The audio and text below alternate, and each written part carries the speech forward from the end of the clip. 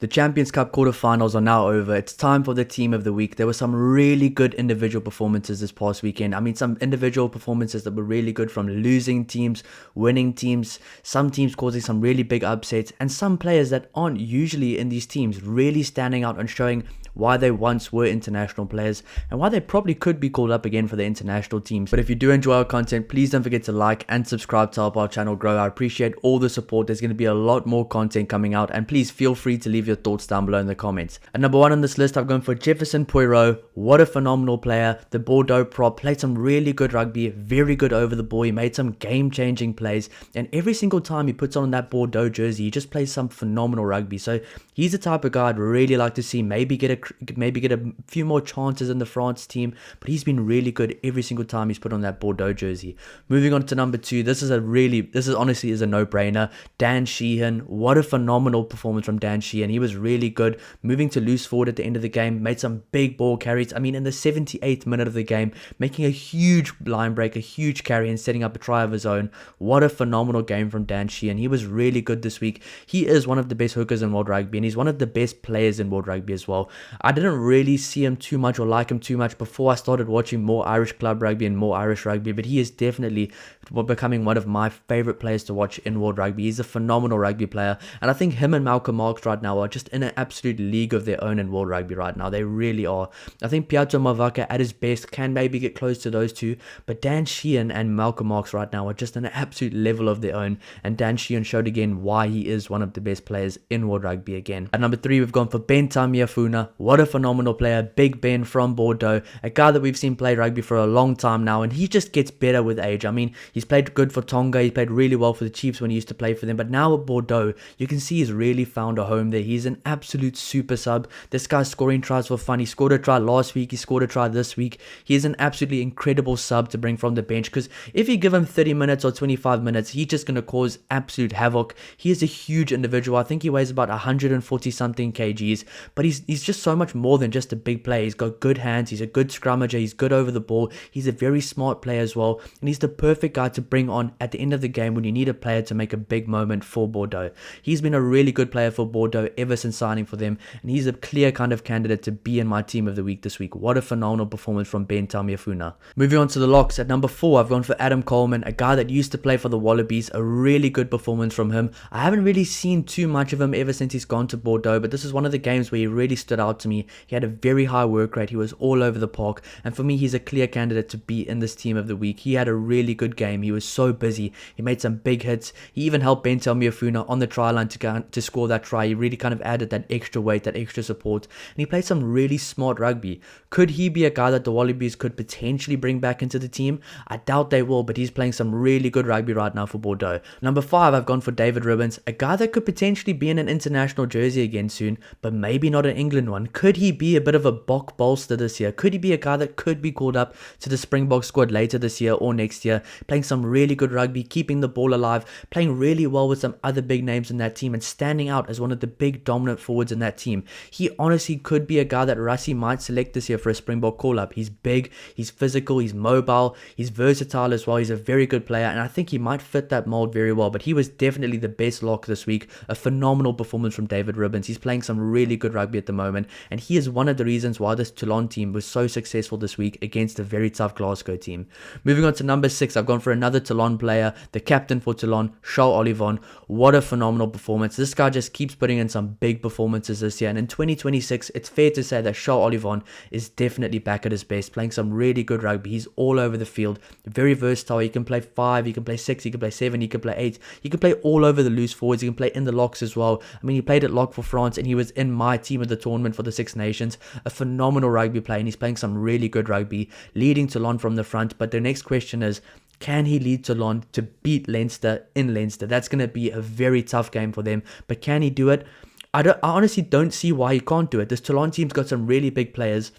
And as much as Leinster will definitely be the favourite in that game, Toulon's got a really good fighting chance of honestly going to Ireland and beating Leinster. So that's going to be a very interesting game.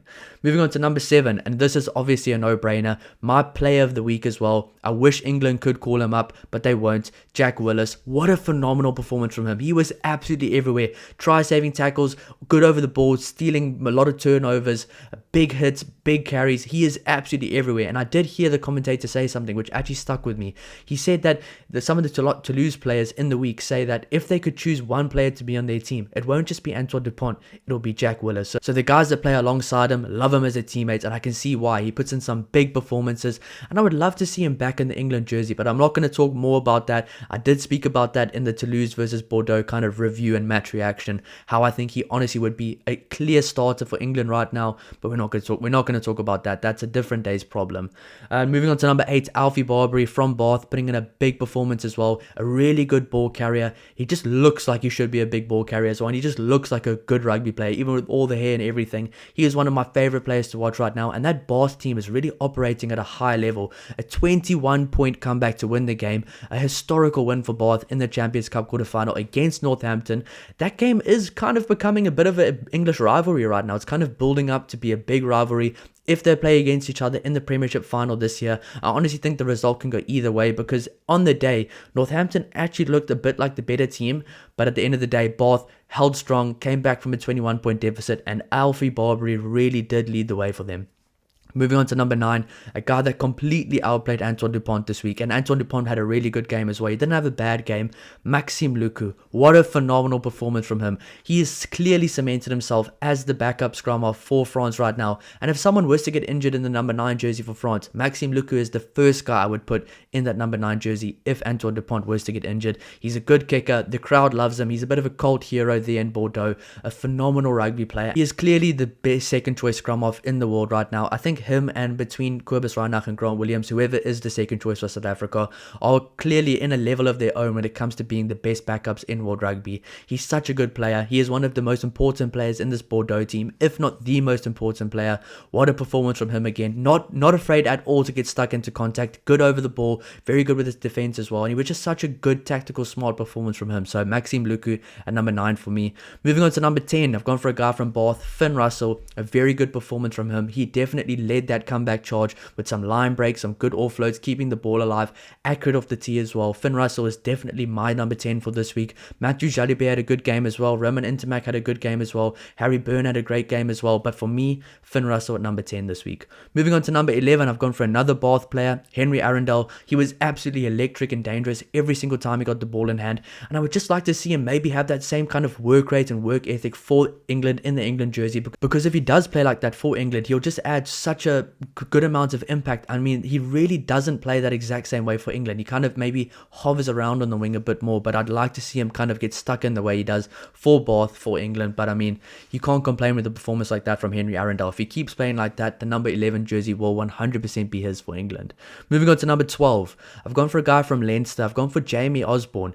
A really good performance in the centre jersey. And the Ireland fans on this channel, who I really appreciate, all the Ireland fans on this channel, I've been saying for a few months now, watch Jamie Osborne when he plays in the centres. Watch how he can operate there. He might be a good guy to play alongside Stuart McCloskey in the Ireland jersey. I thought, no, surely not. He's a good fullback. He's maybe not the best centre. He looked really good in the number 12 jersey, and I would like to see him play in the number 13 jersey this year, because Hugo Keenan at the back had a really good game, and I really think Jamie Osborne, outside Stuart McCloskey in the Ireland jersey, could just add a bit more class, a bit more of a playmaking touch. He's got good ball carrying ability as well. He runs good lines. He's physical. Honestly, he might be the answer right now for Ireland in the number 13 jersey. So that's going to be a very interesting kind of selection to see going forward. But very good performance from Jamie Osborne in the number 12 jersey. Next to him in the centres, in the number 13 jersey, I've gone for Nacho Breaks, Juan Ignatieff Breaks. What a phenomenal performance for Toulon. And I think the kind of thing that really sealed the deal to put him in this list was an individual try he scored against Glasgow, getting the ball deep in his own half. First phase, I think it was off scrum, dummy, breaks the line, beats some defenders, backing his pace. I had no idea he was that fast as well, scoring an incredible individual try, one of the best individual tries I've seen in a very long time, in a quarterfinal against Glasgow. He's been a really dominant force this year, a very tough team to beat at home, and Juan Ignatieff breaks was one of the guys that really kind of led that charge against Glasgow and was one of the reasons that Toulon won that game. So clear number 13 on my list. And number 14 is another Toulon player, a guy that the last 2 weeks has been putting in some incredible performances, beating defenders for fun, really good with ball in hand, very agile as well, beating defenders like it's nothing, scoring some really good individual tries. Galdrion, this guy's been really good recently for Toulon, and if he does keep this form up, we could definitely be seeing more of him in a France jersey this year, especially if France doesn't send their strongest team to play New Zealand in that opening game of the Nations Championship. You could honestly be seeing quite a few guys from Toulon, maybe Pau and those guys, or some other teams, Montpellier, if they don't make the final, going up against Toulon, going up against New Zealand later this year. And I think Galdrion would be a perfect guy for that kind of game, playing some really good rugby right now. And for me personally, he's been in my team of the week now for 2 weeks in a row, playing some really good rugby, beating defenders with fun, and looking like an international class winger. So Galdrion with another really good performance, and he's a youngster as well, so he's definitely one to look out for the future. Moving on to number 15. And the last guy on this list, I've gone for Hugo Keenan. A very good comeback from injury for Hugo Keenan, playing some really good rugby, good under the high ball, just all over the field. His work rate's very high. He's a very important player in this Leinster team. And I kind of did say earlier on in the season for the Ireland team that they don't need Hugo Keenan back because Jamie Osborne is playing such good rugby, but I was very swiftly reminded why Hugo Keenan is such a phenomenal player. And for all the Ireland fans, I will be doing a video coming out soon of who I think the strongest Ireland 23 is currently. That's going to be a very exciting video, but Hugo Keenan deserves to be number 15 on this list. He was by far the best fullback this weekend, and that's why I would like to see Jamie Osborne in the centres, because I think Jamie Osborne and Hugo Keenan both add a lot of class, a lot of composure, kind of good head on their shoulders, some good playmaking ability, good under the high ball, good physicality, and I think they could both add a lot together on the field at the same time for Ireland. But let me just go over my team again. Number 1, Jefferson Puero. Number 2, Dan Shihan. Number 3, Big Ben from Bordeaux. Number 4, Adam Coleman. Number 5, David Ribbons. Number 6, Oivvon. Number 7, Jack Willis, and my player of the week as well. Number 8, Alfie Barbrey. Number 9, Maxime Luku, and probably my backline player of the week. Number 10, Finn Russell. Number 11, Henry Arundel. Number 12, Jamie Osborne from Leinster. Number 13, Nacho Breaks. Number 14, Galdrion, and number 15, Hugo Keenan. Let me know down below in the comments if you agree or disagree. Let me know your thoughts down below. Give me your kind of team of the week as well. I want to hear all about it. And if you guys do enjoy the content, please don't forget to subscribe to hang around, and I'll see you in the next one. Cheers.